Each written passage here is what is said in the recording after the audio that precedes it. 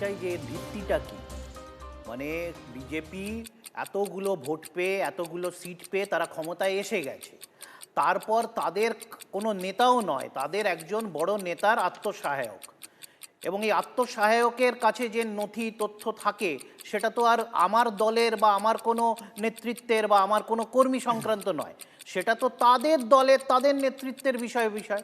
এখন এরকম জাতীয় মানুষ বা শীর্ষ কোনো রাজনৈতিক নেতৃত্বের এভাবে হত্যা হওয়া, এটা তো আমরা আগেও দেখেছি। তার সাথে কারা যুক্ত আছে? আমরা খুব বেশি দূর যেতে হবে না, বিজেপি শাসিত অন্যান্য রাজ্যগুলোতে দেখে নাও যে কারা যুক্ত আছে। সেই গুজরাটে হরিণ পান্ডিয়া থেকে তার পরবর্তীকালে এর সাথে কারা যুক্ত আছে। আর এই যে একটা ধোঁয়াশা তৈরি করা, এর পেছনে কি নিজেদের দেখুন, আপনারা তদন্ত করুন।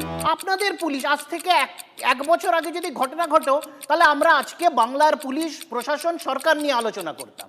তো আজকে যারা সরকার পরিচালনা করছেন, যারা পুলিশ প্রশাসনের 6 মাস আগে থেকে যারা সব কিছু ঢেলে সাজিয়েছেন, শুধু পুলিশ নয়, কেন্দ্র থেকে 2.5 লক্ষ ফৌজ নিয়ে এসছেন, যারা পুরো ইন্টেলিজেন্স, রাজ্যের বর্ডার, ইন্টারন্যাশনাল বাংলাদেশ বর্ডার সব কিছু নিয়ন্ত্রণ করছেন, তারপরে এই যুক্তিগুলো তো ছেদও মনে হচ্ছে না?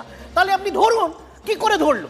ইলেকশনের সময় এত একটা ভোলাটাইল এবং এত ইম্পর্টেন্ট সিচুয়েশনে দুদিন পর একটা নতুন সরকার আসতে চলেছে, আপনাদের এটা সিকিউরিটি, আপনাদের এটা ইন্টেলিজেন্স।